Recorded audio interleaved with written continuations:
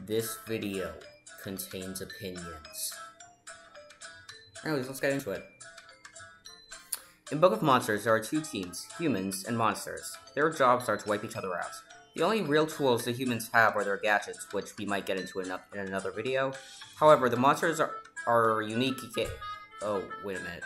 I'm not allowed to use that word anymore. They offer unique experiences. Yeah, that works.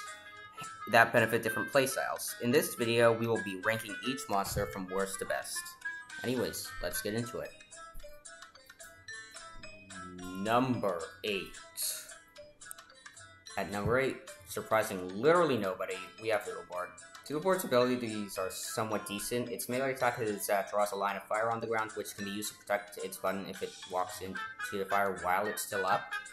Its ranged attack is that draws a train on itself, which explodes on impact with literally any surface. This includes other monsters, so it can be used to protect your teammates. And its ultimate is that it draws down itself and starts swirling around its chalk around itself, creating a brief moment of invincibility, which allows it to protect itself and its teammates. However, this has a very short range, and when I say very, I mean like it's basically your melee hitbox, but around your entire body. And I mean it lasts a few seconds, but it's still not that good. However, what makes Blueboard the worst monster by far is its hitbox. Seriously, if you don't know, as you can see, Blueboard is literally a rectangle. So, humans are able to slide down its back, while diving, which makes it extremely easy for them to push your button. And the only thing that Blueboard can do during this is do its melee attack, which I call optimal Blueboard play, because that's literally the only way you're able to survive as Blueboard. However, I have barely seen any Blueboards be able to do this while the human is already on the back. Not to mention that you don't even need to push this button from the back sometimes. You can literally push this button from the front if you get lucky enough. With all this considered, it's easy to see why I placed Blueboard at number 8, and I'm so sorry, Worm Blueboard. You're just not that good. I'm so sad. Number 7. At number 7, we have Reptile. This monster's abilities consist of a slam that hits both your head and at your tail, fire breath that lasts for a while and can hit humans at literally every tick of it. It's really good, honestly. And an invincible wall that allows Reptile to just kill any humans in its path.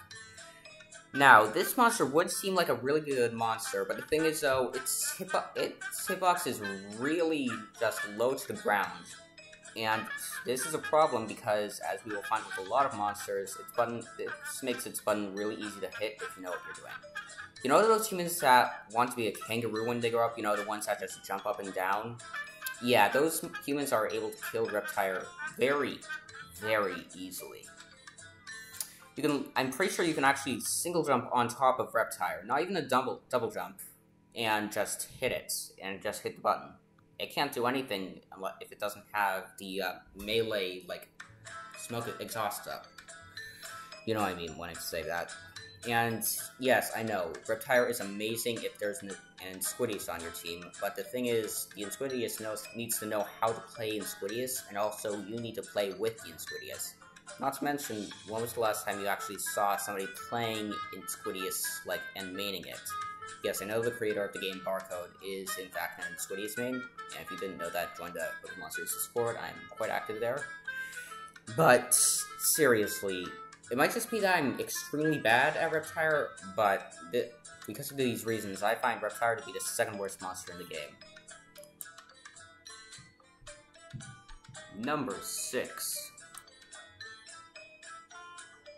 My god, why am I doing this? There's gonna be a mob of angry Nintends mains going after me here, but at number 6, we have Nintends. Now, don't hate me for saying this.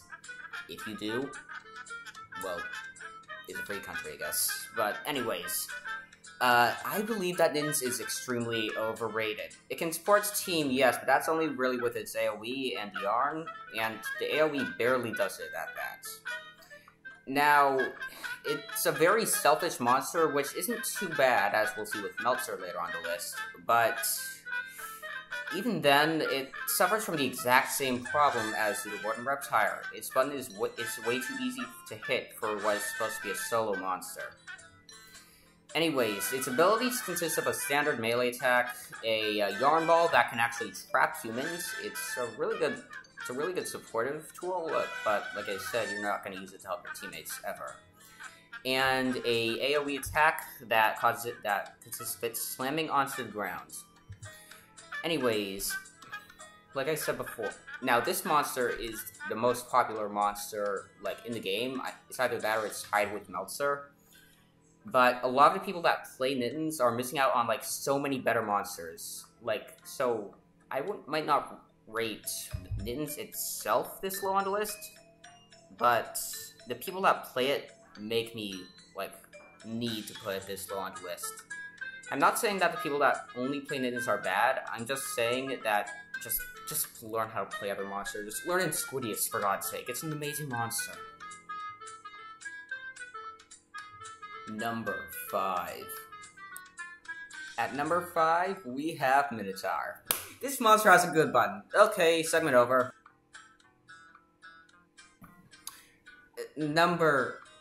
Okay, fine, I'll do an actual Minotaur segment. Okay, Minotaur. It's the basic monster that you start out with, so it's free to new players, so it has to be at the very least decent. Anyways, Minotaur's abilities consist of a basic slam that feels more horizontal, like in front of it, which is kind of weird. A carton of milk, that it throws, which explodes on any surface, including yourself, which you can actually do this strat where you throw the milk on top of your head while humans are attacking you, and it explodes and hurts them. Which is actually a strat that I strongly recommend learning how to do. And its last ability is a roar that knocks back humans and also stuns them if they're close enough. This can be used to just support your team and just get rid of that one annoying human that won't leave you alone. Baddie. Anyways, this monster has a pretty high skill floor, and a pretty low skill ceiling, but that isn't a bad thing since this is a monster that you automatically start out with, no matter what. And yeah, that makes it a really good monster. And while I can't say that it's better than the next 4 monsters, it's still really good. Anyways, it's actually time for the number 4 spot now. Number 4. For real this time. At number 4, we have Squidius. This monster's abilities consist of a double slam, which speaks for itself. It strikes once, then dashes it a little bit forward and strikes again.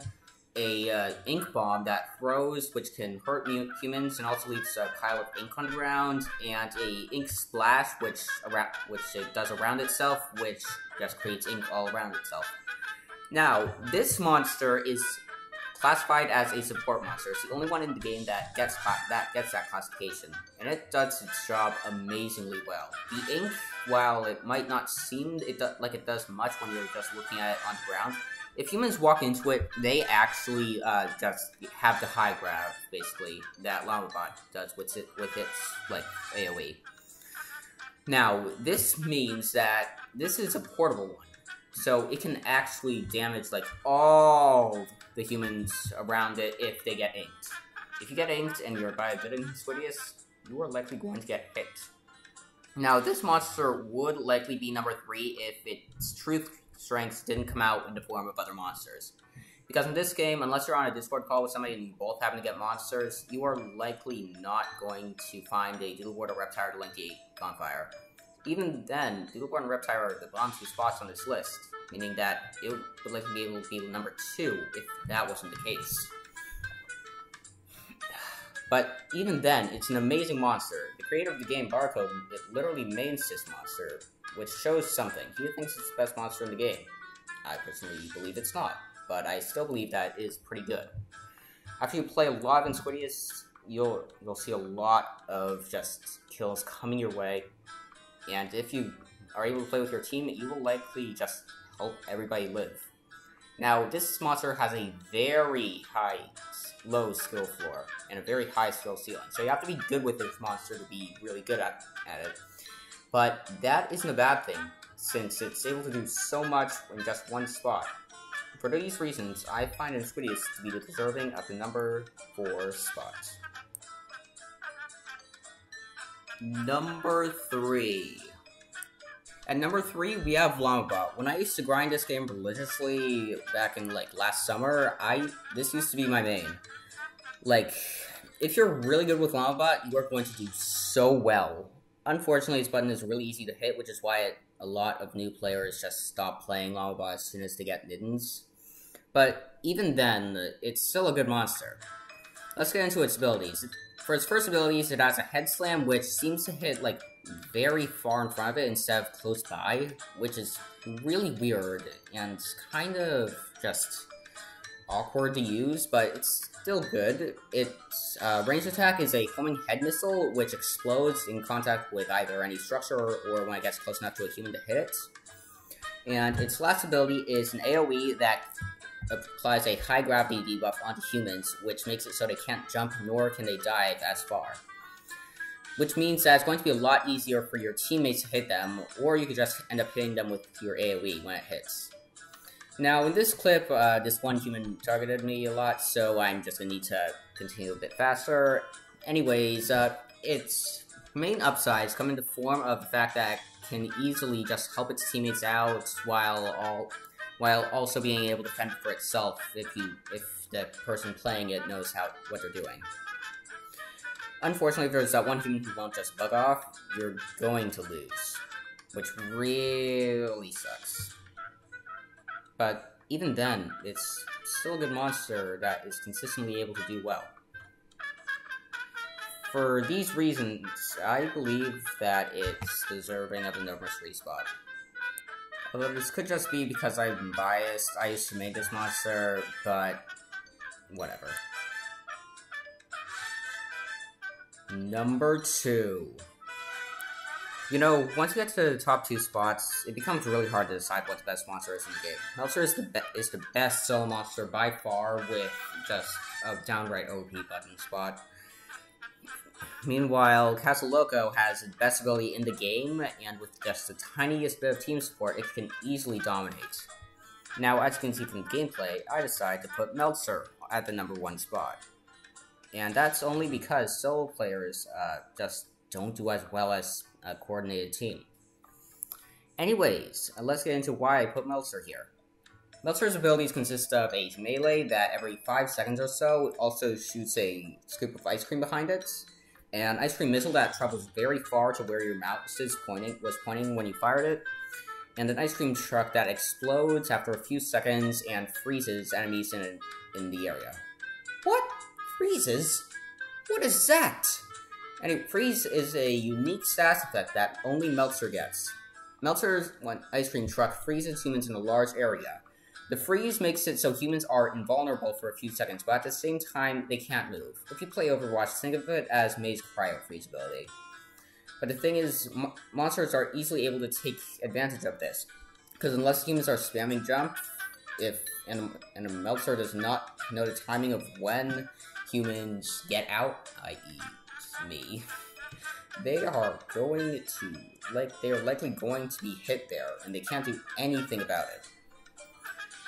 Just because of this would be enough to get it to number 2, to number 3, and just the fact that its button is way too hard to hit. Please, barcode, make it on top of the head. Come on! Anyways, because of these reasons, this is why I decided to put Meltzer at number 2. Number 1.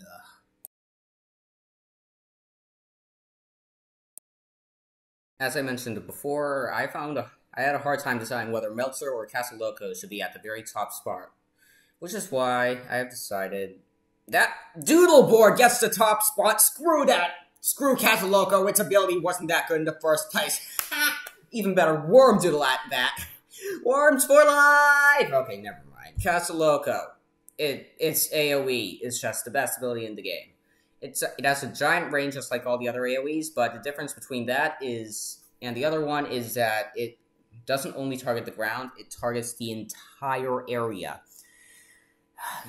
Anyways, its other ability consists of a lick that attacks right in front of it, but at the same time it also attacks below the house itself. Meaning that if you go under it by accident, which is very easy to do, you likely will get hit. And its ranged is like one of the worst abilities in the game. It used to be a lot better, but then Barcode integrated the fact that they explode after a short time period, and I don't think they hit humans on impact anymore, why that just makes it so much worse.